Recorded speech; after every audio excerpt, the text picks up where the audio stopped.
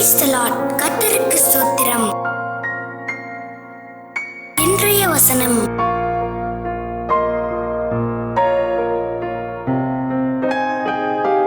ஏசாயா 41:12 முதல் 14 வசனங்கள்.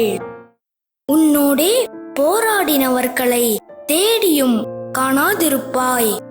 உன்னோடே யுத்தம் பண்ணின மனுஷர் ஒன்றுமில்லாமல் இல்பொருளாவார்கள். உன் தேவனாயிருக்கிற கர்த்தராகிய நான் உன் வலது கையை பிடித்து பயப்படாதே, நான் உனக்கு துணை நிற்கிறேன் என்று சொல்லுகிறேன்.